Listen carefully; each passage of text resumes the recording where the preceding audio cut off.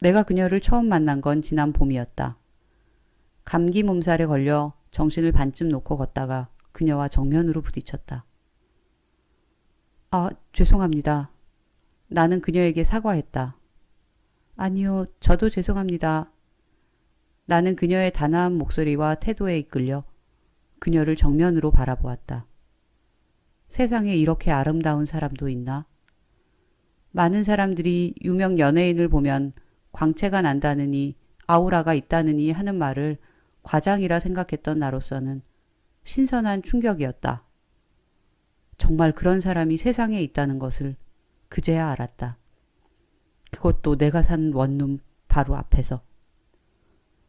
203호 사시죠? 내가 203호에 산다는 걸 어떻게 알지? 내 의아해하는 표정을 읽었는지 그녀는 고운 미소로 말했다. 전 204호 살아요. 몇 번 봤어요. 왔다 갔다 하면서. 아름답기 그지없는 여자가 나의 존재를 알고 있다니 신기했다. 그녀가 제 집으로 들어가고 나서도 계속 그녀의 얼굴이 떠올랐다. 원룸으로 돌아와 약을 먹고 소파에서 설핏 잠이 들었던 나는 인기척에 놀라 벌떡 일어났다. 놀라셨어요? 맙소사, 그녀였다. 옆집 사는 여자. 그녀는 손에 들고 온 그릇을 내게 내밀었다. 아프신 것 같아서 죽을 좀 만들어 왔어요. 고맙긴 했지만 우린 그럴 사이가 아니다. 오늘 처음 본 옆집 사람들이란 말이다. 게다가 이 여자 문은 어떻게 열고 들어온 거지? 문이 열려 있던데요. 그녀는 내 마음의 동요를 눈치채고 나를 안심시켰다. 아무래도 오늘 감기 때문에 상태가 안 좋아서 문 잠그는 걸 깜빡했나 보다. 별뜻 없으니 부담 갖지 말고 드세요. 그녀가 가고 나서 나는 어리둥절한 기분으로 죽을 먹었다. 죽은 굉장히 맛있었다. 더군다나 비싸서 즐겨 먹지 못하는 전복죽이다. 그녀의 죽 때문이었는지 다음날 아침이 되자 몸이 거뜬해졌다. 감기 몸살에 걸리면 보통 2, 3일은 고생하는데 이번에는 하루 만에 깔끔히 나았다. 나는 그녀에게 고마움을 느꼈다. 그리고 며칠 후 친구들과 술을 마시고 귀가하는 중에 그녀를 다시 만났다.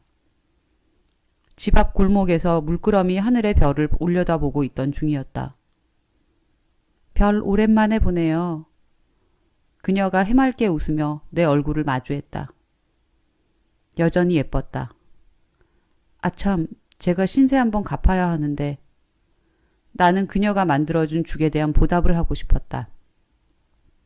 언제 술 한번 사줄래요? 그녀가 빙그레 웃으며 말했다. 나는 기뻐서 미칠 지경이었다. 내가 비록 오래된 원룸에서 사는 가난한 학생이지만 이런 좋은 기회를 놓칠 수는 없다. 큰 욕심은 없다. 그저 그녀와 시간을 보내고 싶다는 열망뿐이다. 그녀의 제안은 며칠 동안 내 이성을 완전히 마비시켰다. 아무것도 눈에 들어오지 않았고 아무것도 들리지 않았다. 드디어 약속날 저녁, 나는 어떤 옷을 입어야 할지, 머리 스타일은 어떻게 해야 할지에 대해서 고민하고 또 고민했다. 어렵사리 결정하고 밖으로 나가려는데 초인종이 울렸다. 그녀가 난감한 표정으로 문 앞에 서 있었다. 무슨 일이 생겼음에 틀림없다고 생각했다. 힘든 것 같군요. 전 괜찮아요. 그럼 다음에. 나는 애써 쿨한 척 말했다. 그게 아니라 괜찮다면 영훈 씨 집에서. 이게 무슨 상황이지? 나는 순간 당황했다. 하지만 이것저것 생각할 필요는 없었다. 그녀와 같이 있는 게 중요했으니까. 제가 사람 많은 곳을 싫어해서요. 방에 들어온 그녀는 변명처럼 흐릿하게 말했다. 나는 굳이 그녀의 말에 반응하지 않고 분위기를 이끌어갔다. 음악을 틀고 그녀가 가져온 와인을 마셨다. 우리는 많은 이야기를 나누었는데 놀랍도록 말이 잘 통했다. 이렇게 관심사가 딱 맞는 사람도 있구나. 우리 왜 이제 만났을까요? 나는 자신도 모르게 오글거리는 말을 내뱉고 말았다. 순간 분위기가 어색해졌고 그녀의 표정도 왠지 어두워 보였다. 잘 나가다가 실수를 했다는 생각이 들었다. 내가 계속 난감해하자 그녀는 배시시 웃으며 분위기를 풀었다. 같은 마음이에요. 좀 늦기는 했지만. 늦어? 뭐가 늦었다는 거지? 정말 내 말대로 우리가 진정 만났어야 한다는 뜻일까? 내가 다시 혼자만의 생각에 빠져들 때쯤 그녀가 오디오에서 나오는 음악에 기뻐하며 소리를 질렀다. 내가 자주 듣는 재즈곡이었다. 그녀는 내 손을 잡아 끌며 나와 춤을 추기 시작했다. 나는 점점 그녀의 매력에 빠져들어갔다. 그리고 그녀와 키스를 했다. 우리 침대로 가요. 그녀가 나를 이끌었다. 나는 마치 뭔가에 홀린 사람처럼 그녀의 뒤를 따랐고 그녀와 사랑을 나누었다. 그런데 그녀는 사랑을 나누는 중에 자꾸 이상한 말을 반복했다. 다음엔 꼭 우리 집으로 와요. 우리 집으로 와요. 사랑을 나누는 중에 왜 이런 말을 하는 거지? 게다가 바로 옆에 사는 사이에 본인의 집으로 가는 게 뭐가 그리 중요하다고.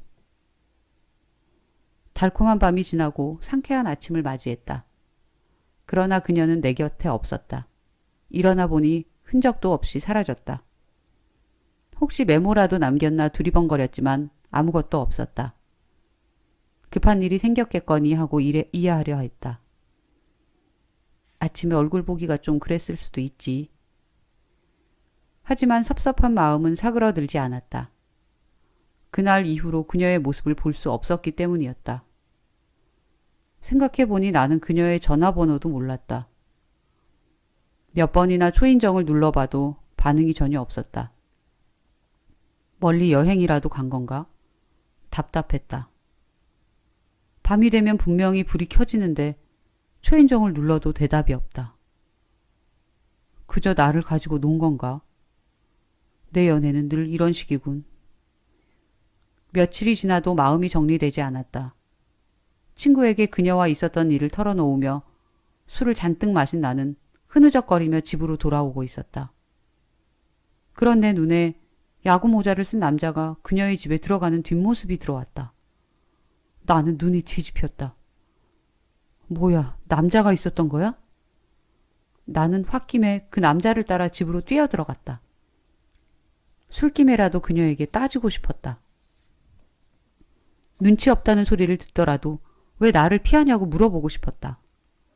그런데 내가 따라 들어가자 남자는 화들짝 놀라 도망을 쳐버렸다. 뭐야? 나는 예상치 못한 상황에 당황스러웠다. 남자의 뒤를 쫓던 내 눈은 끌리듯 그녀의 방으로 향했다. 뭔가 섬뜩한 기분이 들었고 나는 보고야 말았다. 아! 나는 기어 나오듯이 그녀의 방을 빠져나와서 바로 경찰에 신고했다.